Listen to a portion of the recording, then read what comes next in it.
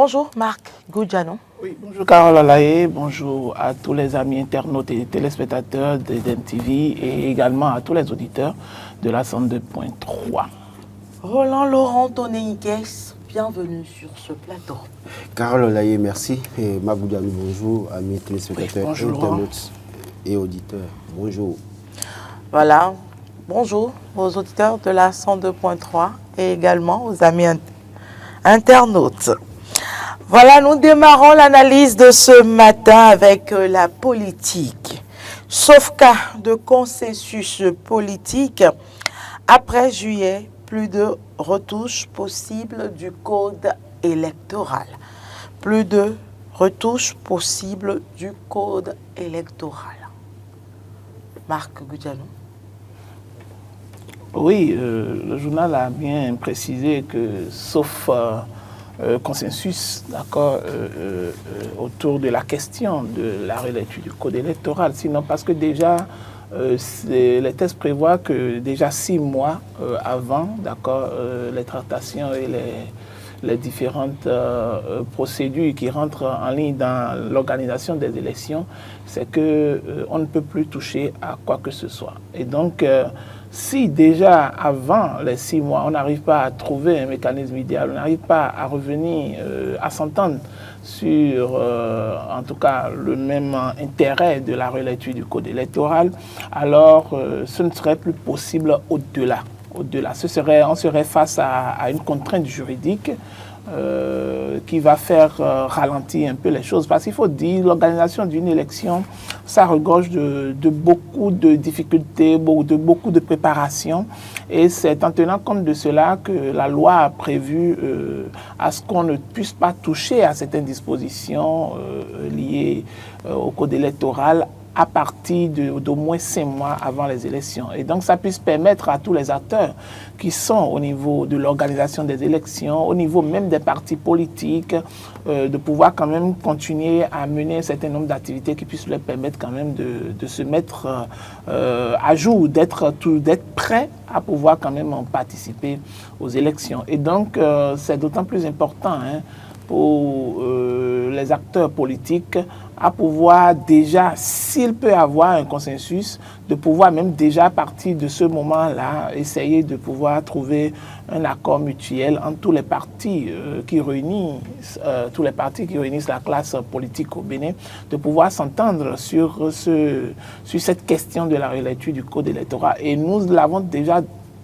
dit ici et à maintes reprises que c'est peine perdue. Et donc, compte tenu des orientations du chef de l'État, des vidéos du chef de l'État, des réformes qu'il a voulu mettre en place afin qu'un certain nombre de choses soient mises en place pour qu'on ne revienne pas toujours en arrière. Et donc, sur ce, je pense que tous les acteurs politiques au niveau de la classe de l'opposition doivent déjà comprendre que, déjà que nous sommes au mois de mai, donc à peine à 3 mois encore du mois de juillet dont on parle en réalité, parce que mai n'est plus considéré puisque mai est en train de passer déjà. 3 mois. Donc on a... C'est un mois pratiquement. Voilà, pratiquement.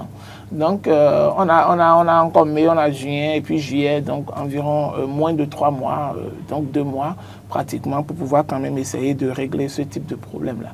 Ce qui est bizarre, c'est que, on l'a toujours dit, s'il y a des questions qui n'arrivent pas à trouver un consensus, d'accord, au niveau de certaines questions liées à la relecture du code électoral, il ne faudrait pas que les partis de l'opposition puissent toujours rester dans cette position de doléance, de réclamation, de demande, d'exigence, afin de pouvoir ne pas participer aux jeux électoraux. Parce que le piège qui guette, c'est que finalement, ils vont perdre la majeure partie de leur temps à espérer qu'on puisse faire une relecture du code électoral, ce qui ne se fera pas, et ils auront une contrainte de temps qui va les empêcher alors de pouvoir mieux anticiper sur ce qui doit être en réalité leur leitmotiv, c'est-à-dire aller au contact des militants, aller convaincre les militants par rapport aux échéances, trouver les arguments nécessaires, mettre en place une idéologie qui puisse quand même permettre de pouvoir comprendre le bien fondé de leurs actions. Et donc, cette alternance qu'ils souhaitent tant est motivée par quoi? Est-ce que c'est vraiment motivé par les intérêts de la population lambda, même du plus profond du Bénin, ou bien est-ce que c'est motivé par des intérêts personnels? Parce que à analyser tout le temps les politiciens au Bénin, on se rend compte en réalité que ce qui les intéresse beaucoup plus, ce sont leurs intérêts personnels.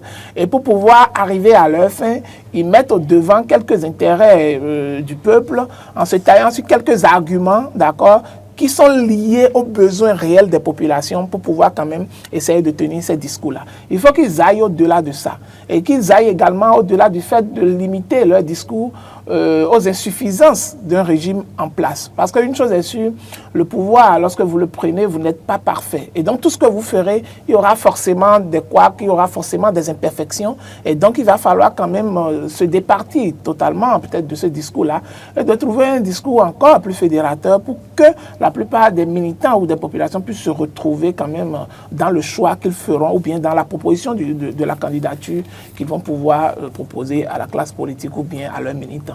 Roland Tonné-Ikes. Oui, la CEDEAO, selon les dispositions de la CEDEAO, à 6 mois des élections, on ne peut pas toucher le code électoral. Et ça, c'est que tous les acteurs politiques le savent très bien. Et c'est vrai que le débat de la réétude du code électoral se pose tout le temps. Les acteurs politiques le dénoncent, notamment ceux de l'opposition, hein, quand même.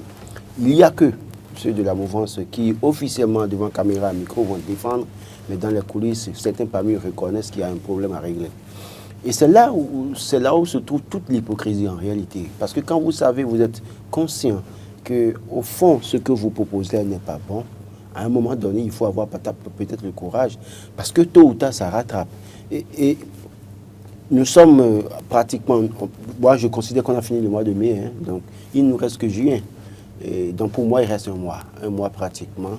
Et dès lors qu'on ne modifie pas le code électoral, il sera plus possible de le faire à partir du mois de juillet. Mais le problème, c'est qu'aujourd'hui, le chef de l'État a été clair quand même. Hein, à plusieurs reprises, il a martelé. Et la dernière en date quand même, face aux acteurs de l'opposition qui devaient se charger du fichier électoral, il a martelé encore que ça ne devait pas donner lieu à des contestations ou à des revendications allant dans le sens de la réalité du code électoral. Sauf que nous sommes tous là, on voit un peu comment ça se passe.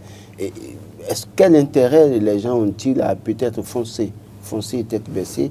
Moi, je crois que le débat maintenant doit s'élargir au niveau des autres formations politiques qui soutiennent la mouvance et notamment les autres formations politiques de l'opposition qui n'ont pas encore d'élus à l'Assemblée nationale.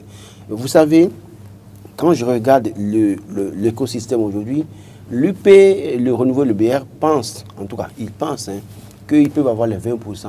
Bon, à défaut d'avoir les 20%, que les deux peuvent s'entendre à avoir ce fameux accord de gouvernance qui leur permettra d'avoir les 20%. Et quand je descends vers le Parti des démocrates, oui, ce parti peut-être, oui, si les pronostics ou je sais pas, les sondages donnent, les fruits donnent la promesse des fleurs, il se peut qu'ils aient aussi les 20% facilement. Mais quand je descends vers les autres formations politiques, parce que déjà dans la mouvance, il faut que les gens qu'on se dise la vérité. Il y a que l'UP, le Renouveau, le BR ont toujours fait l'effort de s'entendre sur un certain nombre d'idéaux en écartant les autres partis qui se réclament de la mouvance, notamment le Moël Bénin, le RN, hier, le UDBN. Alors, quel est le vrai débat de ces formations politiques aujourd'hui en l'état? Quand on parle de 20%, c'est vrai que oui, on peut projeter les calculs pour dire qu'on peut avoir les 20%. Sauf que nous sommes dans un pays où il y a les considérations, les clivages, qu'on ne le veuille pas, il y a les clivages régionalistes, les clivages ethniques, tout ce que vous avez, nous mettez dans la balance. Parce que aussi longtemps que les gens disent que la réforme du système partisan a marché, vous allez comprendre que quand vous regardez les résultats du bloc républicain, du parti UP Le Renouveau, le bloc républicain a réussi à avoir des élus aussi facilement dans certaines régions du Bénin. Par contre, dans certaines régions du Bénin, ça a été très difficile pour eux d'avoir des élus. Allez dans le Koufo. Ils ont eu combien d'élus là-bas? Allez dans le Bénin, de l'autre côté. Mais partez, descendez un peu vers le nord Bénin, vous allez voir les résultats. Donc déjà, au-delà de tout, on dit, oui, les gens doivent se mettre dans sa unité. Au-delà de tout, les gens tiennent donc compte de certains clivages, malheureusement, pour aller aux unes. Alors quand on met ça dans la balance, est-ce qu'à la date d'aujourd'hui, est-ce que ces formations politiques ont tous les leviers pour espérer avoir les 20%? Je crois que le combat doit être un combat unanime. Tout le monde doit pouvoir dire, écoutez, ça là, ça ne nous arrange pas. Parce que déjà en 2020, on parlait de 10%. Et on a vu comment est-ce que les gens ont fait et comment les gens se sont comportés. On a vu des images circuler, on a vu certaines choses. Et chaque fois que les gens doivent prendre des décisions, c'est-à-dire c'est au moment où ils ont besoin d'avoir l'adhésion des autres qui les mettent ensemble et qu'eux aussi les suivent.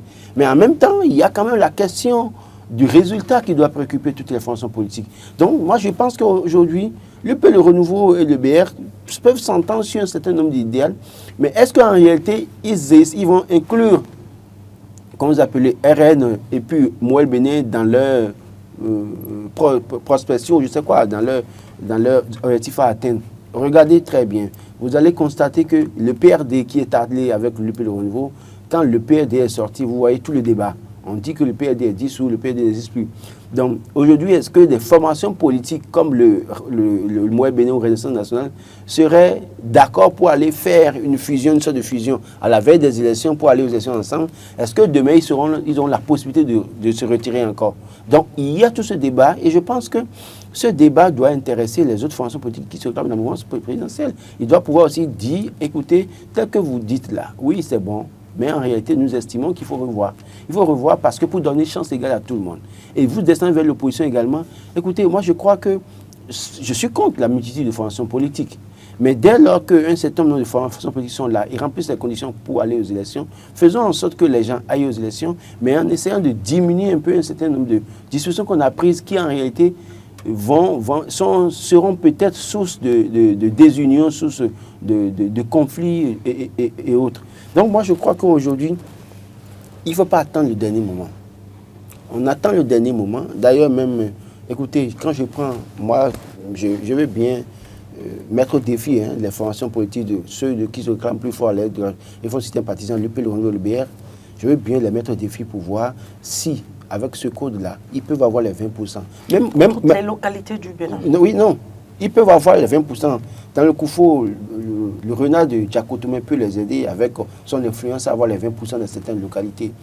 Dans le Zou, je suppose qu'ils peuvent le faire dans certaines régions de la partie. Mais je veux bien les mettre au défi de voir si, avec le schéma qui se prépare là, si Maître Adrien Oubedji doit pouvoir se désolidariser et aller de l'autre côté, je veux bien les mettre au défi pour voir si, même avec l'accord de gouvernance là, ils peuvent avoir les 20% dans la 19e. Je veux bien les mettre au défi pour voir s'ils peuvent avoir les 20% dans la 15e et dans la 16e. Non, je ne veux même pas aller là-bas. Je parle de Coton déjà. Dans la 15e et la 16e, on a déjà vu, en réalité, oui, on a vu, il y a également le Nord qui est je ne veux pas citer parce qu'on va dire que les clivages régionalistes peuvent intervenir là. Non, je veux parler de la ville cosmopolite où toutes les sensibilités se retrouvent là. Regardez, on a déjà eu les grands signaux en 2023. Et tout le monde sait qu'à la fin d'un régime, les grandes capitales sont défavorables. Première chose. Et les élections qu'on a eues en 2023, c'est des élections que je qualifie de proximité. C'est-à-dire quoi? Vous avez plusieurs candidatures. Donc, l'électeur va aux urnes, il a une multitude de choix.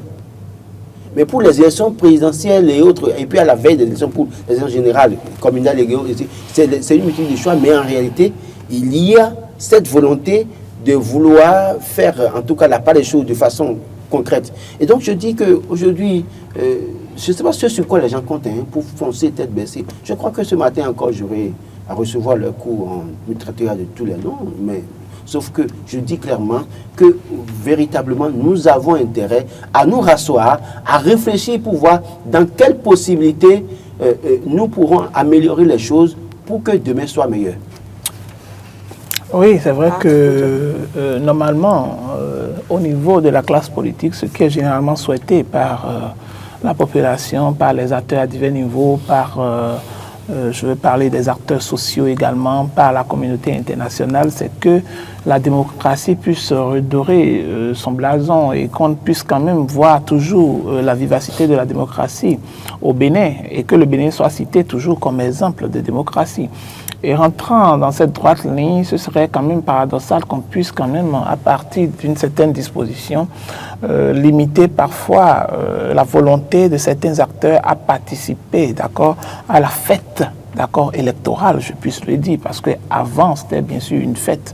Et donc, l'alternance doit être également un pilier fort de la démocratie et que tous les acteurs qui sont au niveau du pouvoir, que ce soit ici et que ce soit ailleurs, puissent comprendre l'importance de pouvoir quand même permettre à un moment donné à tout le monde de pouvoir concourir ensemble pour qu'on puisse déterminer ceux qui ont vraiment cette capacité-là, cette valeur de pouvoir représenter, de pouvoir diriger le pays, je dirais, et même de pouvoir représenter le peuple au sein de nos parlements. Aujourd'hui, c'est vrai, la raison du plus fort est toujours la meilleure, dit-on, ou la raison du plus fort n'est pas toujours la meilleure à un moment donné. Mais lorsqu'on analyse, au fait, tous ceux aujourd'hui qui bénéficient de ce confort en matière de gouvernance, de ce confort en matière à partir des règles qui sont établies dans certaines institutions, par exemple à partir de certaines dispositions de la loi qui sont dans ce confort-là aujourd'hui, peuvent se retrouver défavorisés demain parce que on ne sait pas toujours ce que nous réserve l'avenir et donc il faut toujours faire les choses bien en espérant que après moi, j'aurai quand même la paix du cœur, j'aurai la tranquillité de savoir que à un moment donné, j'ai pu accomplir ma mission avec dévouement, avec sacrifice, avec humilité, avec tout ce qu'il faut pour que quand même la plupart des Béninois qui aujourd'hui animent la classe politique puissent se retrouver dedans. Et c'est ce qui est demandé généralement. Mais vous voyez, lorsque vous avez le pouvoir, il faut savoir faire la part des choses et c'est pourquoi il faut savoir demander également la bénédiction de Dieu dans tout ce que vous faites. Puisque Dieu, il est l'incarnation même de la sagesse et c'est lui qui peut inspirer les plus grands dirigeants du monde pour qu'à un moment donné, ils puissent fléchir par rapport à un certain nombre de dispositions. Parce que aujourd'hui, c'est vrai, hier on en a vu, hein, ce n'est pas le gouvernement actuel qui est en train d'inventer quelque chose. Hier, on avait vu des gens dire, après nous, c'est nous. Ils avaient mis tous les moyens possibles. Ils avaient essayé de verrouiller les choses comme cela se doit, comme ils le peuvent. À un moment donné, ils ont fléchi légèrement, ils ont laissé aller un peu légèrement. Aujourd'hui, ce sont ces-mêmes qui se retrouvent également avec le chef de l'État actuel.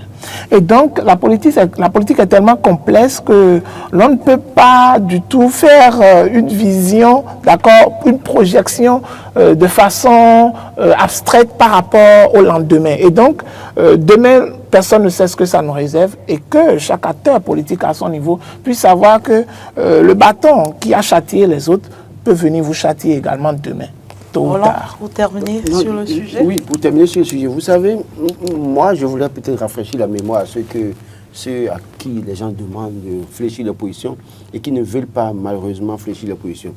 En 2023, d'abord, je rappelle, en 2015, Joseph Djobenou a été élu à Cotonou avec Alternative Citoyenne créée et après ils sont entrés dans l'Union pour la Nation. C'est ça qui lui a permis d'être élu à Cotonou. On sait très bien comment ça s'est passé avec Orden Al-Latin et consorts. Et puis en 2019, c'est vrai qu'il n'est pas allé, il était à la Cour constitutionnelle, on a vu ce qui s'est passé. Mais il est revenu en 2023. En 2023, il était quand même candidat.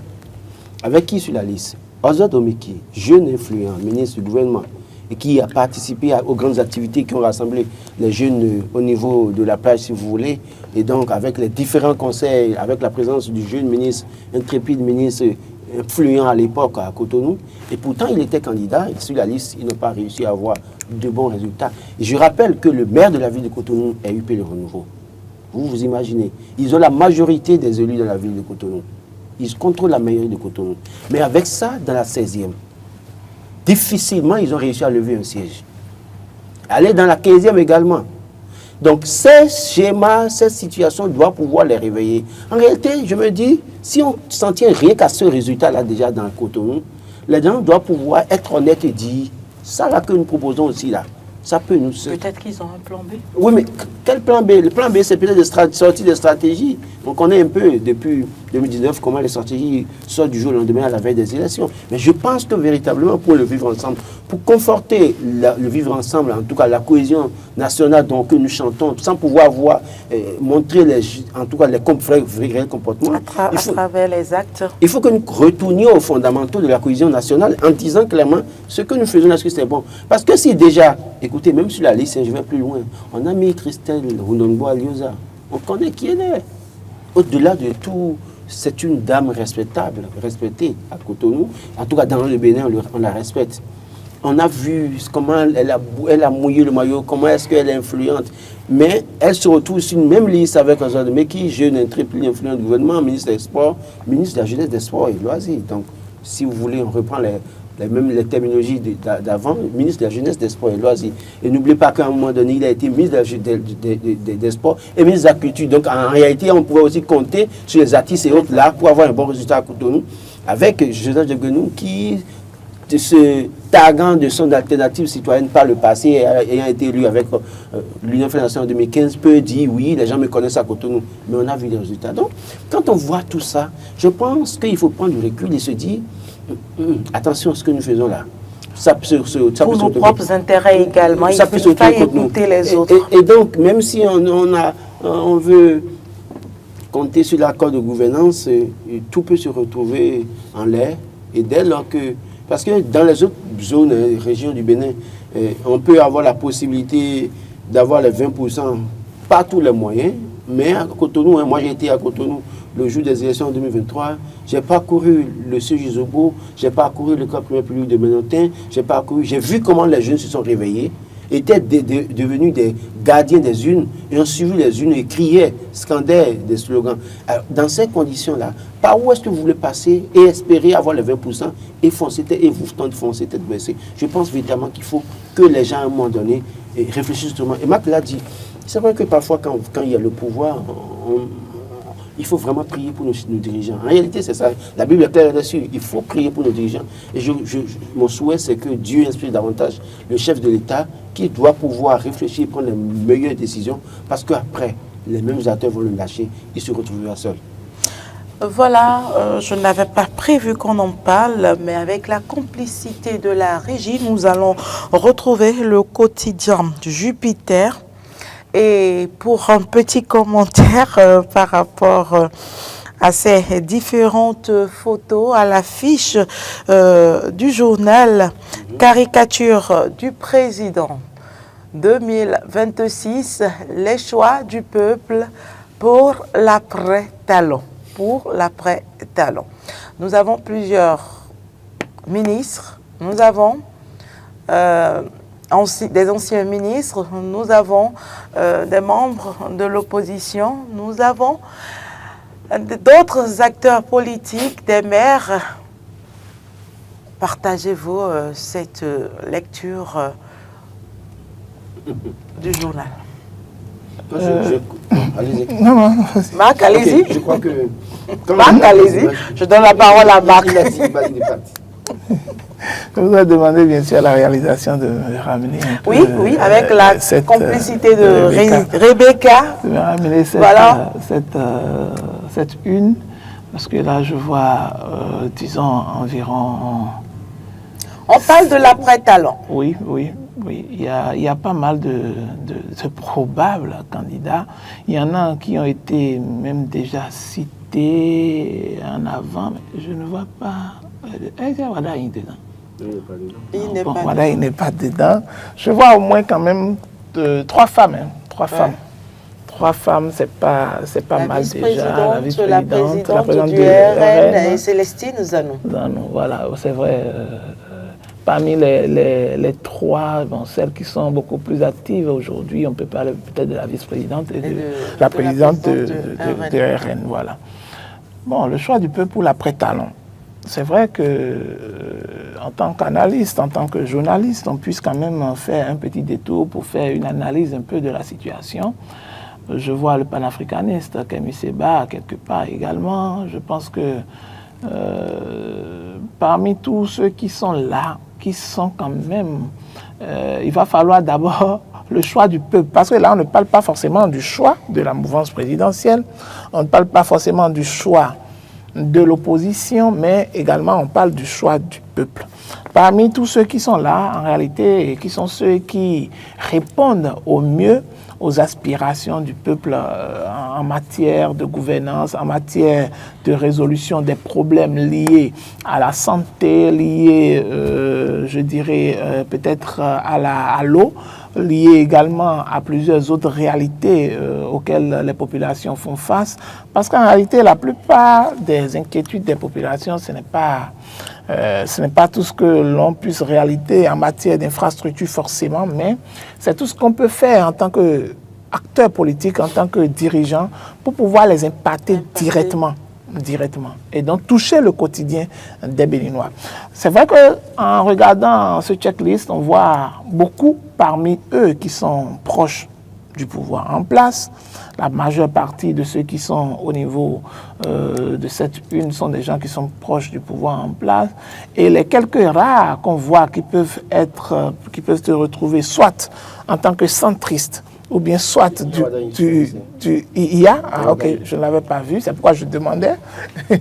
ça serait étonnant que je ne puisse pas le voir également dans ce checklist-là, parce que il y a beaucoup d'autres analystes politiques, beaucoup d'autres journaux qui avaient même déjà essayé de donner quelques caricatures de ceux qui pouvaient remplacer peut-être le chef de l'État, Patrice Talon, à ce niveau-là. Et donc, cela implique que parmi tous les acteurs qui sont là, je l'ai dit tantôt, il y a beaucoup des proches du chef de l'État qui sont également à ce niveau-là, mis à part ceux qui sont centristes en quelque sorte et ceux qui sont un peu du côté de l'opposition également. L'opposition n'a pas une grande représentativité là. Si on doit citer en termes d'opposition, on ne verra peut-être que deux, je pourrais dire, c'est-à-dire Kémy Séba de l'autre côté et Rigondété de l'autre côté également. Mis à part ça, je ne pense pas qu'il y ait véritablement une figure assez imposante au sein de la classe de l'opposition. Donc on retrouve peut-être quelques centristes et également ceux de la mouvance présidentielle qui sont beaucoup plus. Aujourd'hui, les aspirations du peuple aujourd'hui, est-ce que ça cadre avec l'idéologie que mènent aujourd'hui les grands partis de la mouvance présidentielle et les partis de l'opposition? C'est pour ça, je disais tantôt, que pour les échéances à venir, pour les élections de 2026, ce qui est d'autant plus important pour les populations, c'est qu'on puisse tenir un discours qui va au-delà de la guerre de personnalité qui existe entre les leaders politiques aujourd'hui au Bénin. Le camp Yahi contre le camp Talon a tellement fatigué la majeure partie des Béninois qu'aujourd'hui, on ne veut plus aller encore dans ce discours-là. On veut un discours, on veut un plan d'action, on veut un programme qui puisse proposer mieux que ce qui a été fait. Et non des discours de destruction, des discours de remise en cause des réalisations des uns et des autres. Parfois, les communications, on s'appuie sur ce que les autres n'ont pas réalisé par le passé et qu'on réalise aujourd'hui. Les autres s'appuient également sur ce que les autres ont réalisé aujourd'hui, mais qui n'ont pas été peut-être réalisés par le passé ou bien qui n'arrivent pas à satisfaire les besoins des populations aujourd'hui. Donc, il faut qu'on change de paradigme par rapport aux réelles aspirations des citoyens, aux réelles aspirations du peuple. Et aujourd'hui, moi, je me dis toujours que ce soit de la mouvance présidentielle que de l'opposition, aucun des deux camps ne trouve pas encore la juste mesure et la vraie ligne pour pouvoir quand même impacter et convaincre les populations aujourd'hui à pouvoir aller voter pour eux.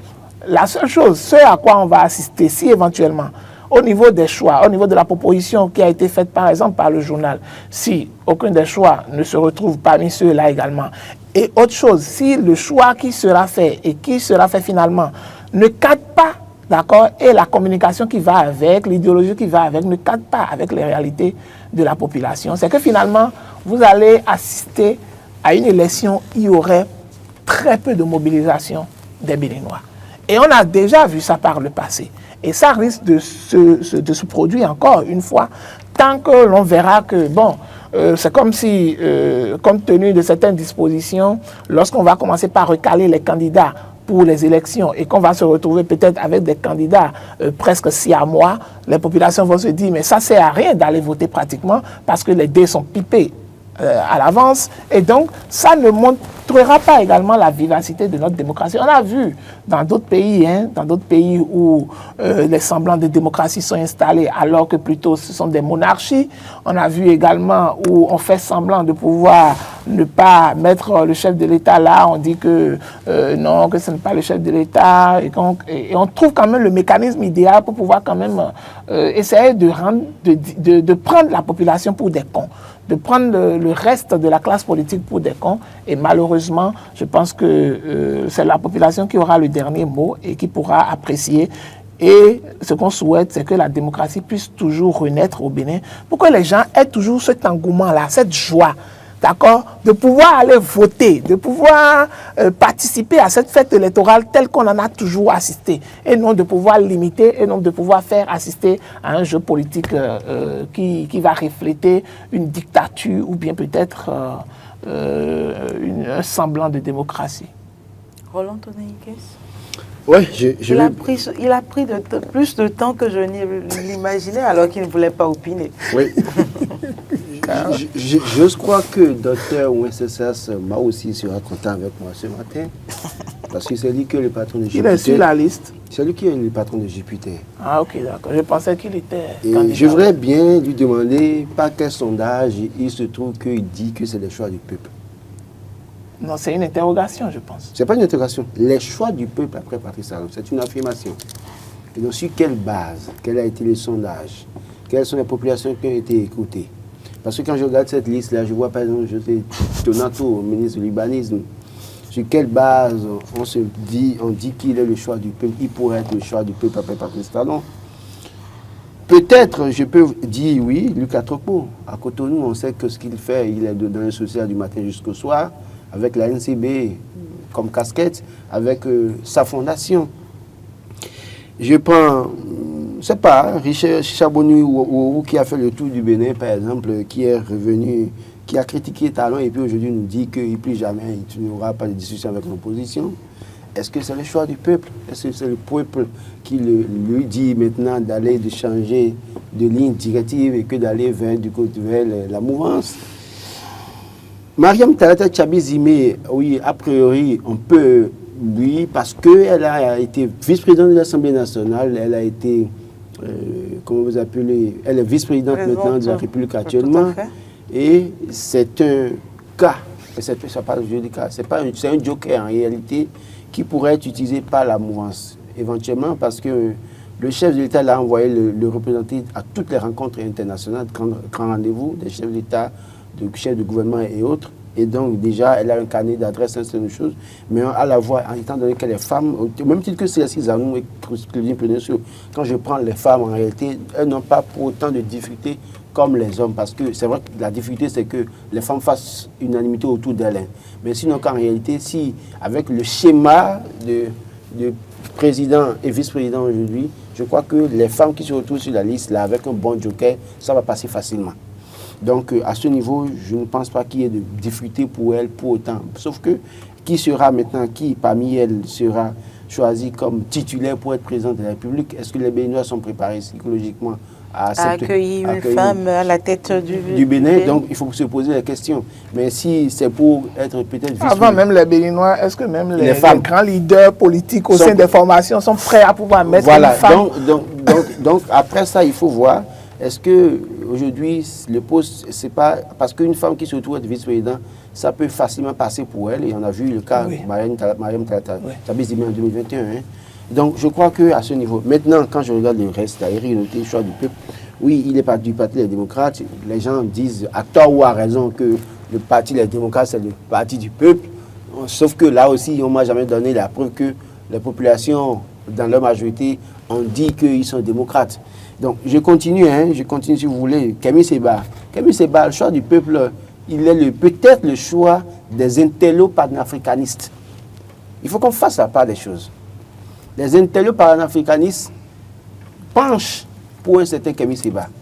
Mais au fond, est-ce que le paysan de Tukuntuna comprend le message véhiculé par Kémy Séba? Est-ce que le paysan de Révier, qu'on prend le message véhiculé par Kémy Séba? On va les aider à comprendre. Oui, c'est pourquoi je dis pour le moment, si on dit... Qui vont travailler avec Kémy Séba, qui vont les aider. On dira alors qu'il est le choix du peuple, si son message est véritablement compris dans toutes les régions du Bénin. Exactement. Mais je pense que Kémy Séba, par exemple, c'est une figure, c'est les intellos qui comprennent son message. Warobi Wadaï, on a tout fait de dire, bon, oui, super ministre du gouvernement, ministre d'État, d'accord. Mais le choix de quel peuple parlons-nous? De quel peuple parlons-nous? Nous parlons du peuple de Lokosaï et des environs, ou bien nous parlons de Cotonou, nous parlons d'Abomey, nous parlons de Alada chez moi, nous parlons de Porto-Novo chez Marco Goudianou, ou bien nous parlons de ça vers chez vous, Carole Laye. De quel peuple nous parlons? Quel peuple a choisi? Moi, je pense véritablement... Vous voulez dire que le travail effectué par le journal n'est pas assez réaliste? Ils ont fait leur travail. Moi, je donne mon avis là-dessus. Ce que je veux dire simplement, c'est que ça peut... Vous savez, on sait comment ça se passe. Hein, parce que les gens, quand les gens se retrouvent à la une, un journal comme quoi ils sont chefs, le choix du peuple là, ça émerveille, ça excite. Et puis après, voilà un peu. Moi, j'estime véritablement que... sur quelle base, je veux savoir. Hein, c'est pourquoi je dis qu'il m'en excuse, notre docteur. Sur quelle base on dit que c'est le choix du peuple? Sur quelle base vous faites vos analyses? Non, mais moi, je fais...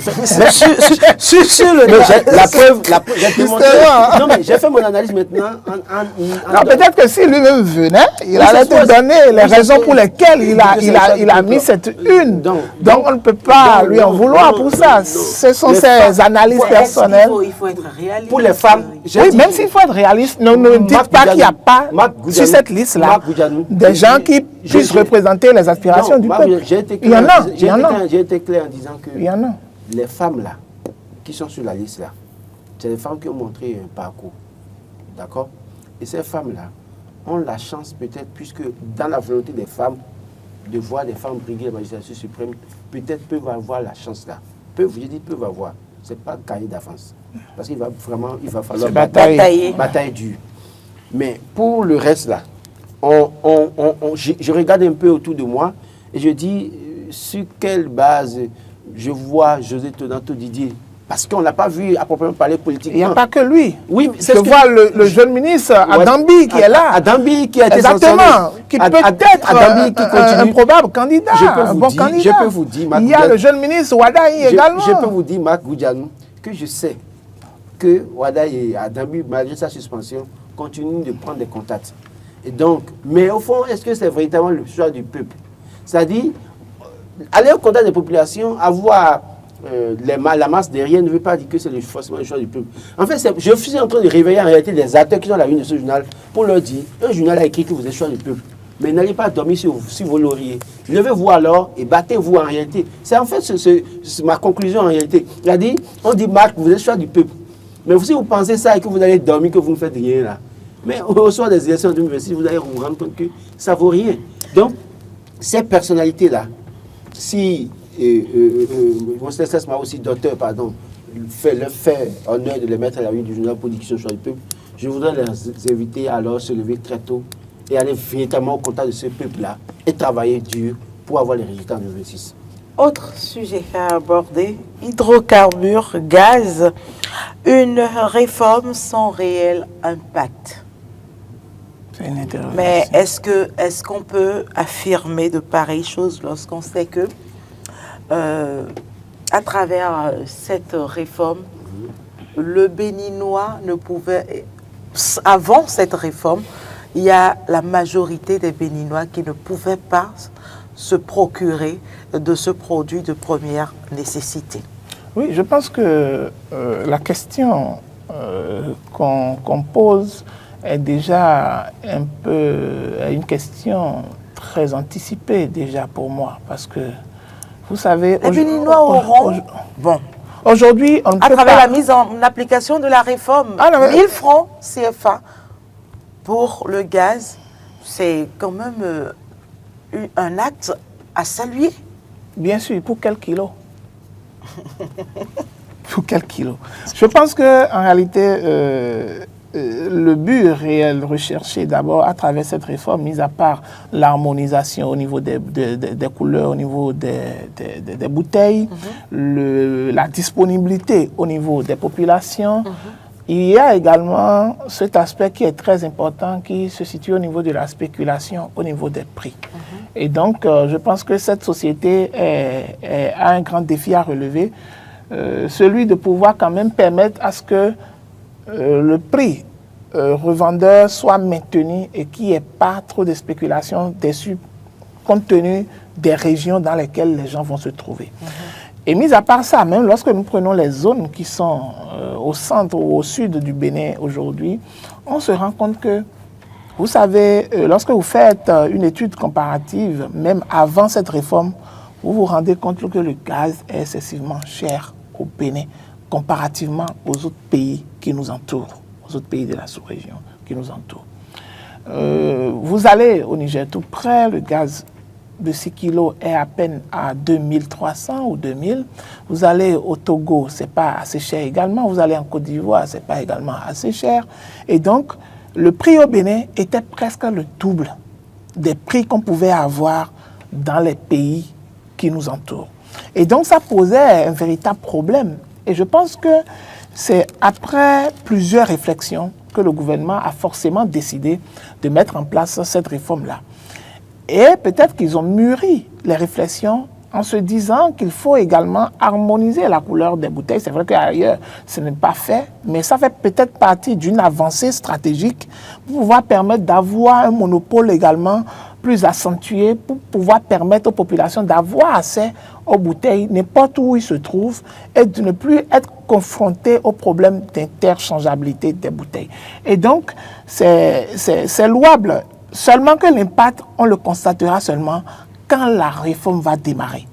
Donc moi, je ne voudrais pas aller vite en besogne parce que je me dis peut-être que quand ça va commencer, par exemple, déjà si par exemple le kilo, le prix du kilo par exemple, d'accord, 1,5 kg, si 1,5 kg est déjà est peut-être à 1000 francs par exemple, d'accord, ça veut dire que déjà 3 kilos, vous êtes déjà à 2000 francs, d'accord, 4,5 kg, vous êtes à tel prix. Et donc, est-ce que ça va véritablement changer les coûts par rapport aux coûts passés? Peut-être on aurait peut-être un petit abattement de 1000 francs, d'accord? Mais ce qui est déjà une grande avancée, parce que ça va soulager déjà les populations. Et les populations sauront qu'avec cette réforme, quel qu'en soit l'endroit où ils se trouveront, peut-être que le gaz qui est vendu à 5 000 francs ou à 4 500 francs, le 6 kilos, à Cotonou ne leur sera pas vendu à Kobe, par exemple, à 7 000 ou à 6 000 par exemple. Et donc, voilà, donc si ça peut quand même déjà limiter ces problèmes, je pense que c'est une... Quand on parle d'avancée, quand on parle d'impact, dans un domaine par exemple, c'est lié à quoi? Ça veut dire qu'au moins, du point A au point B, là, on est avancé. Quelque chose a changé. Voilà, même si c'est de 1,5, au moins quelque chose a avancé. Il y a une amélioration. Et donc, moi, j'attends quand même qu'on puisse quand même mettre cette réforme en place proprement, et pour que je puisse quand même mieux apprécier, pour voir si est-ce que les dispositions ou bien l'idée qui est derrière la réforme a été bien appliquée et est-ce que c'est au bien des populations. Et même avant que nous, on ne puisse témoigner, ce sont les populations qui sont même les premiers à déjà commencer à en parler à travers les réseaux sociaux, à travers tout ce qu'ils ont comme canaux pour pouvoir quand même en parler avant que nous, on puisse venir opiner là-dessus. Roland, on a une question. Oui. Réforme en date du Conseil des ministres du 7 mai dernier. On a pu lire tout ce qu'on a mis comme avantage dans cette réforme. C'est vrai qu'aujourd'hui, face au changement climatique, il faut davantage travailler à lutter contre le déboisement. Il faut là davantage lutter pour que nos arbres soient préservés, parce que les grands arbres, quand même, quand il y en a, ça favorise la pluie, un certain nombre de choses. Et vous voyez un peu, de plus en plus, les gaz sont utilisés par les populations. Et la réforme, je crois que Marc est revenu sur certains aspects de la réforme. Moi, je veux bien croire, parce que désormais, c'est la société des dépôts pétroliers qui gère les bouteilles de gaz aujourd'hui, avec la même couleur et puis partout. Mais moi, je pense que véritablement, si c'est la société des dépôts pétroliers qui va gérer, est-ce qu'on ne sera pas confronté à un moment donné? C'est vrai qu'au départ, on dira que tout est rose, tout est bon. 1500 francs, vous pouvez avoir 1,5 kg en tout cas de gaz à 1000 francs, je sais quoi. C'est beau, c'est bien au départ. J'espère que après, il n'y aura pas surenchère parce qu'on a une seule société qui gère tout ça. C'est le risque en réalité en termes de commerce. Parce qu'à un moment donné, dès lors qu'il y a plusieurs sociétés qui font la même chose, il y a la concurrence. Et la concurrence favorise quand même les consommateurs. Donc si c'est une seule société qui va gérer, j'espère qu'il n'y aura pas un problème de surenchère demain qui va être un problème pour une situation difficile à gérer pour les populations. Parce que si vous sautez, vous revenez sur Terre, là, vous êtes obligé d'aller vers la même société, la seule société pour avoir le gaz. Et donc cette seule société peut vouloir faire ce qu'elle veut à un moment donné, mais puisque vous n'avez pas de solution à côté, vous êtes obligé de vous subir ça. Donc c'est bien beau de nous dire que c'est bon, au début, il y a ci, il y a ça. Je veux bien, j'apprécie ça. Et je dis merci au gouvernement. Mais le risque, il ne faut pas que, faute de concurrence demain, que nous puissions subir le diktat d'une seule société qui va tout contrôler. J'en ai fini. C'est l'autre piège. C'est l'autre piège qui C'est nous l'autre dit. piège. Parce que lorsque... Bon, c'est vrai qu'on dira que je suis polémiste. J'aime bien ce titre-là, c'est pas grave, mais je préfère qu'on ouvre les yeux en même temps et qu'on voie qu'est-ce qu'on peut faire pour améliorer. Oui, aujourd'hui, Pour éviter ça à l'avenir. c'est comme les mêmes réalités qui se situent un certain nombre de certaines sociétés qui ont le monopole de la distribution de certains produits. Vous voyez, quelles qu'en soient les actions qu'on mène, c'est-à-dire ils restent dans leur position, ils savent qui quand même essayer de tchatcher à leur cause, et à qui ils vont greffer les pattes, graisser les pattes. Et donc, ça fait qu'à un moment donné, la population est confrontée à elle-même, elle subit, elle n'a pas cette liberté de pouvoir quand même faire changer les choses. Et donc, peut-être, on va espérer que ce monopole, d'accord, du secteur ne puisse pas nous amener encore vers d'autres contraintes, vers d'autres problèmes qui vont pouvoir... Je vous donne un exemple. Il fut un moment où moi j'avais au moins bouteilles de gaz de 3 sociétés chez moi. Et dès lors que l'une des sociétés n'a pas le gaz, je me tourne vers l'autre société. Et donc ça me permet d'avoir le produit à temps et à un coût raisonnable. Vous vous souvenez qu'à un moment donné, il n'y avait pas... La société qui a la bouteille rouge, je ne sais quoi là, quand il y a pénurie, les gens font la surenchère dans nos localités. Oui. À un moment donné, parce que vous êtes obligé d'avoir le produit. Mais à un moment donné, dès lors que vous avez les autres bouteilles en même temps, vous les oubliez, vous pouvez aller vers les autres pour aller avoir votre produit. Mais là maintenant, c'est une seule société qui est propriétaire des bouteilles de gaz, qui va gérer tout. Alors dans ces cas-là, si je n'ai pas ce produit-là maintenant, c'est que je n'ai pas une solution à côté. Je suis obligé de me tourner vers la seule société qui, à un moment donné, pour dire non, sur le plan marché international, il n'y a pas de disponibilité de gaz et donc le prix va être doublé d'abord en attendant qu'on revienne à... Et là, à un moment donné, vous savez très bien que dans le système capital commercial, en fait, quand les gens commencent à faire cette surenchère, à un moment donné, on vous dit que ça n'existe pas au plan international, on monte le prix, mais jamais on ne redescend.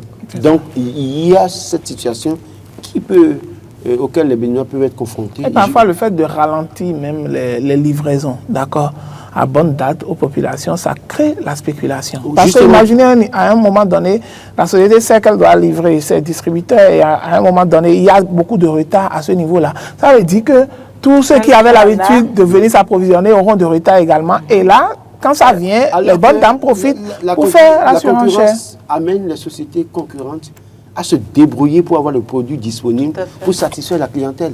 Tout à fait. Donc, du coup, on sait que quand on n'a pas...